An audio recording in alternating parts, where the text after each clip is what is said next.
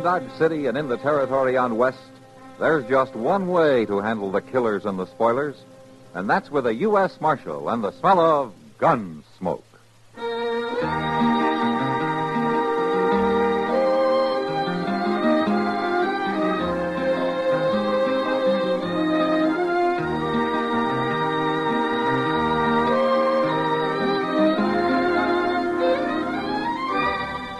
Gunsmoke, starring William Conrad.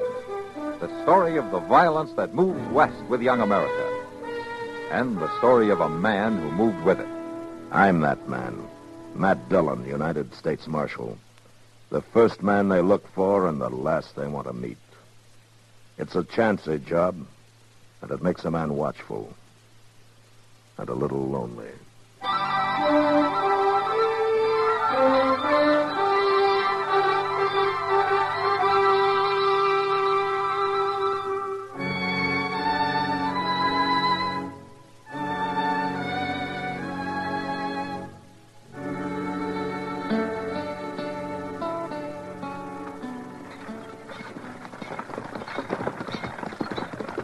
Oh, there. Matt, wait a second. Oh, now, you blasted team. I want to talk to you, Matt, if I ever get this confounded team to stop. Whoa! Are you driving that buggy, Doc, or you just being tucked? Oh, this blasted team. They got mouths of solid iron. They're probably trying to run away from that squeaky wheel. You don't grease that thing, you're going to twist off a spindle one of these days. It'll last as long as I will. Oh, say, Matt, I just drove in from Meadow Flats. Oh? Well, every man to his own pleasure. It wasn't pleasure, confound it. And I got something that'll wipe that grin off your face, too. That's so? Yes. Burke Reese and that ornery boy of his. They've been kicking up their heels again. Oh?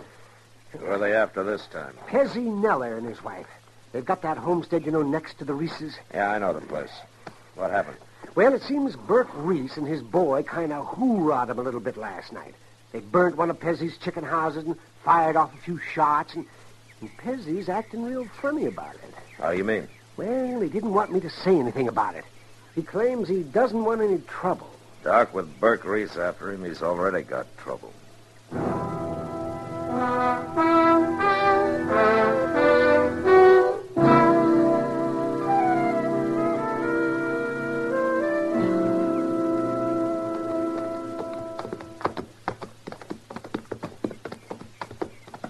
There's old Pezzi, Mr. Dillon, scratching around the ashes there. Uh-huh.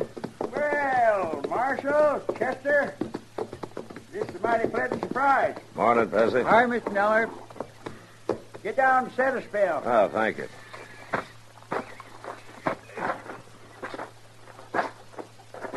Cora's got some coffee on. Be ready directly. Oh, fine. We could do with some. Well, looks like you might have had a little trouble out here last night, Pezzi. Trouble, Marshal? Well, that chicken house burnt right down to the ground. Oh, yeah. Yeah, but the studding ain't hurt much. Be no chore to fix it up. Lose many chickens? Oh, about a dozen, I reckon. Got most of them out, though. Oh, you were mighty lucky. Yes, sir. That's just the way I look at it, Marshal. Mighty lucky. It's a downright hollering shame, if you ask me. Pezzi, I understand there were some shots fired last night. Look, Marshal, you hadn't ought to rode clear out here just on account of this little go-around. Well, it didn't amount to a hill of beans. You're a patient man, Pezzi. Just can't abide trouble, I guess. Never could for some reason. Too bad the Reeses don't feel the same way. Isn't that who it was? Burke Reese and that bullying son of his, Spike? Well, I just wouldn't rightly know for sure. It was awful dark last night, Marshal. There was two fellas on horseback. That's all I could tell. Uh-huh. You been bothered before? Oh, a couple of nights this week. Might be the same two fellas. Might not. Hard to say. What'd they do? Oh, just galloped around the house a couple of times, shooting off their guns. Didn't do no harm much, though. Has Burke Reese been trying to buy you out, has he? Well, he did make me an offer last week. Only about a third of what the place is worth, though. Anyhow, I ain't aiming to sell. Neither was Ed Talmadge. He had the homestead north of Reese, remember? Yes, I remember. Reese bought that place for about a third of what it was worth, has he? From Ed's widow. You know, I never could figure who Dry Gulch did that night. Look, Pezzi, if you'll sign a complaint, I'll have both the Reeses locked up inside an hour. Won't do no good, Marshal. It is dark. I couldn't swear in court it was them. And you know what'll happen. You don't even pack a gun, Pezzi. Guns just lead to trouble, Marshal. I'm a mild sort of man, I reckon, and a believer in nature. Like with a herd of cattle. Storm comes up, they just turn their tails to the wind and wait it out. A man can learn a whole lot from animals. Sure he can, Pezzi. But Burke Reese learned his from a mountain lion.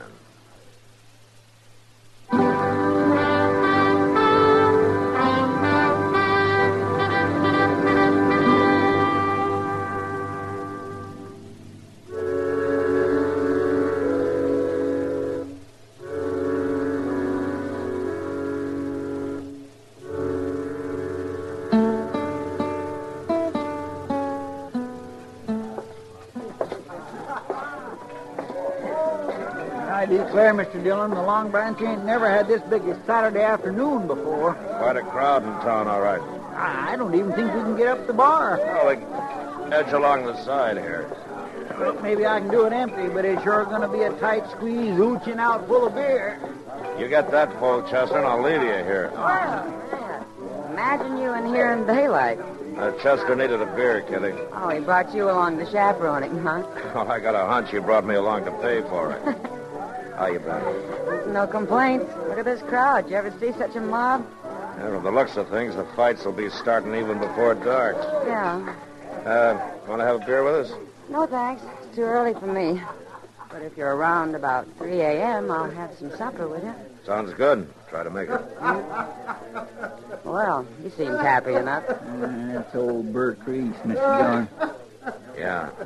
And Spike along with him. Now, there's a pair that's due for a hanging. They're overdue, Kitty. Well, howdy there, Marshal. Mighty nice to find you on the job. Ain't that right, Spike, huh? You know, I can usually find some good in anybody but those two. Especially after they murdered Ed Talmadge last year. There was no evidence, Kitty.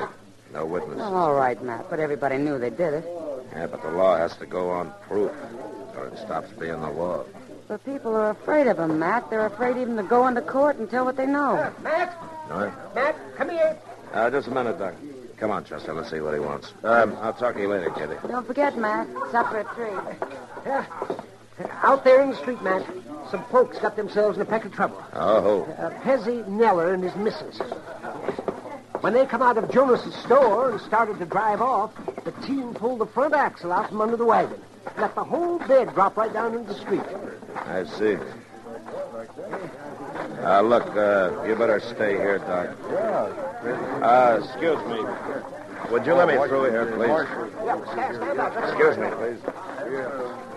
Oh, now, ho there, ho. Looks like you had a little trouble there, Pezzi. Oh, hello, Marshal. Yeah, I reckon the kingpin must have fell out. Kingpins don't fall out, Pezzi. They fit in from the top. Guess to do with that. Well, then it must have bounced up and fell out over the top somehow. Uh-huh. Did you see Burke Reese take that pen out? No, sir, can't say I did, Marshal. Me and Cora was inside the store there. All right, what about the rest of you? Any of you see Burke Reese or anybody else fooling around this wagon? Not one of you saw a thing, huh? Don't bother about it, Marshal. We just lost a little flowers, all. About all we bought, in fact, except a roll of heavy wire for a clothesline. Of course, it wasn't hurt none. You all right, Miss Neller? It ain't nothing, Marshal. Just cut my mouth a little. You better let Doc take a look at it. Oh, the bleeding's pert near stopped. Reckon I bumped it on the kickboard when I got throwed out. Pezzi, if you don't care about yourself, you might think about your wife here. Now, don't you go plaguing him, Marshal. Pezzi's been taking care of me for a good lot of years now. And he ought to keep on doing it, ma'am.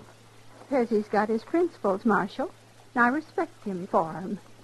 He's a mild man, and he can't abide violence. All right. Some of you men give him a hand there, will you?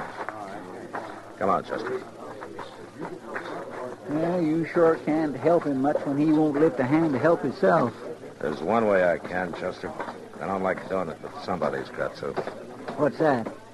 I'm going to show Burke Reese up for the coward that he is.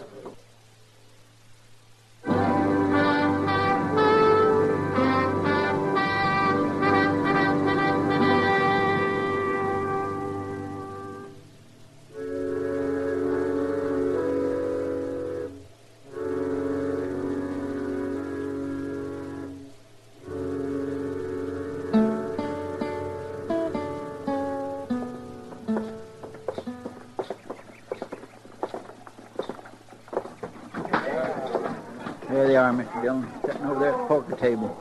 All right, Chester, you move on down there by the end of the bar. Just keep him off my back, that's all. All right, sir. But you watch him, Mr. Dillon, and make him be awful mean. What was the trouble out there, Matt? I didn't hear any shooting. Later, Kitty. Right now, you better stay clear. Matt, where are you going?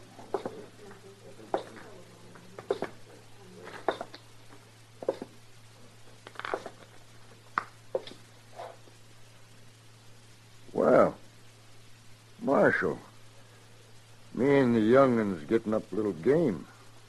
Like to sit in, would you? Reese, you're a filthy murdering coward. Now, you got no call to talk like that, Marshal. You shot Ed Talmadge in the back last year so you could buy out his homestead. That so? Now you're after Pezzi Neller. You shot up his place a couple of times and burnt one of his buildings. Pezzi say all that, did he? Pezzi's not one to stick up for his rights, so somebody's got to do it for him. Reese, I just called you a rotten coward. Hold it, Spike. That's just what he's trying to get us to do. It won't work, Marshal. I ain't gonna draw on you. Of course not. You're too yellow, both of you. Except with a man like Pezzi Neller who doesn't wear a gun. I ain't drawing, Marshal. Didn't you hear me, Burke? I called you a lying coward. I'm sitting right here. No, you're not. Now get up on your feet. Get up. I know you, Marshal. You'd never shoot a man down cold. I wouldn't do. Spike, reach over slow. Unbuckle my gun. You touch that belt, Spike, and I'll blast you out of your chair. All right. Leave it, Spike. But I still ain't making no move. No? Well, maybe this will do it.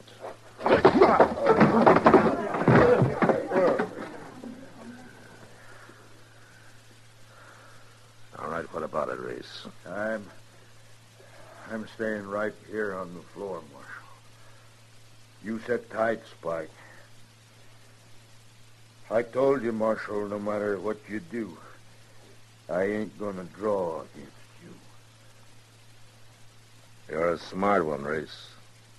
You're smart just like a rattlesnake. Now you get up and get out of here. Get out, both of you, before I kick you to death.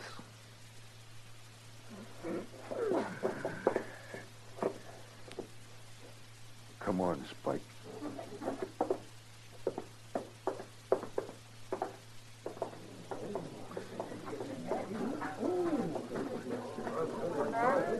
Well, I've never seen you act like that before. Yeah, I know, Kitty. Not that I blame you. I know they wouldn't draw either one of them. I just wanted to show them up for the cowards they are. Well, now I'm afraid there's only one more thing I can do for Pezzi Neller. What's that, Matt? Attend his funeral.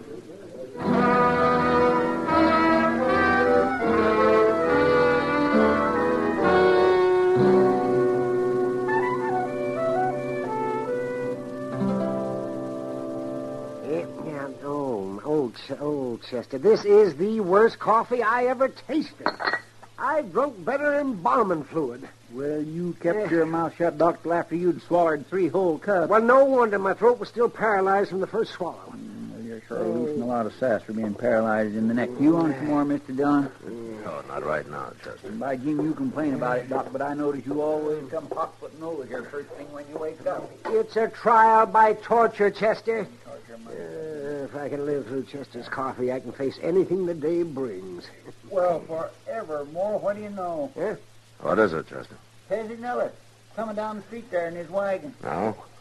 Well, Matt, how do you figure a man like that? He doesn't want any trouble, he says. He can't abide violence. He don't even realize he's on borrowed time. I guess not, Doc.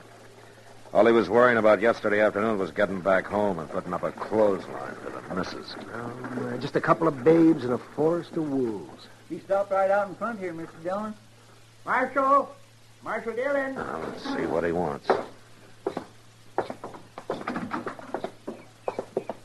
Morning, Pezzi. You're up early, aren't you?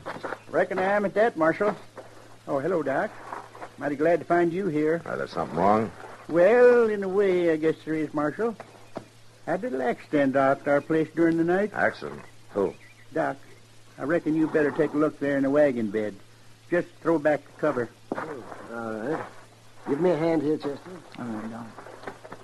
Mighty sorry to have this happen, Marshal, but it's just one of them things that couldn't be helped, I reckon. Mr. Dillon, it's the Reeses. What? They're dead, Matt. Both of them. Their necks have been broken. There's marks across their throats. It's like they've been hanged. Yes, sir. That's exactly what I said to Cora this morning when we found him laying there. Looked like they'd been hanged, what I said. Found them where, Pezzi? What happened? Well, sir, me and Cora woke up last night and heard some shooting and hurrahing like them other times. Yeah? Only it stopped all of a sudden and the horses galloped off, so we went back to sleep. This morning when I come out, I found these two laying right there in my chicken yard that are in doornails. Go on. Then I figured it was that doggone clothesline, Marshal. I put it up good and solid, 'cause Cora always hates to have her wash get down in the dirt. And I reckon these two just didn't see it in the dark that way. They rode right into it. Man's got a number 20 rigging cable hooked under his chin and a galloping horse stretching his feet in the stirrups. Well, sure don't do his neck no good. No, sure doesn't. Well, you better take him down to the undertaker's. Yeah, all right. I'll ride along with you, Pezzi. Might as well earn my fee. Well, I'm sure sorry to put you fellas out this way, but man can't be expected to go around warning all his neighbors every time he puts up a new clothesline. No, I guess not, Pezzi. At that, I got to change the darn thing when I get back home. Put it a foot and a half too high for some fool reason. Well, Cora can't even reach it. Come on, get boss. Stop in to see us, Marshal, whenever you're out our way. Yeah, I will, Pezzi. Well, Chester, never sell a mild man short. You said them Reeses was overdue for hanging, Mr. Dillon. Yeah. They're sure not overdue anymore.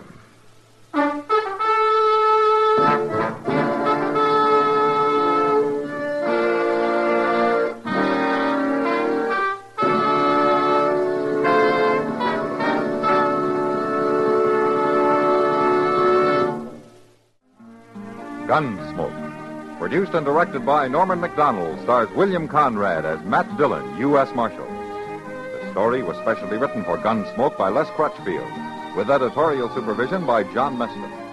The music was composed and conducted by Rex Corey. Sound patterns by Ray Kemper and Tom Hanley. Featured in the cast were Ralph Moody, John Daner, and Helen Cleve. Harley Bear is Chester, Howard McNear is Doc, and Georgia Ellis is Kitty.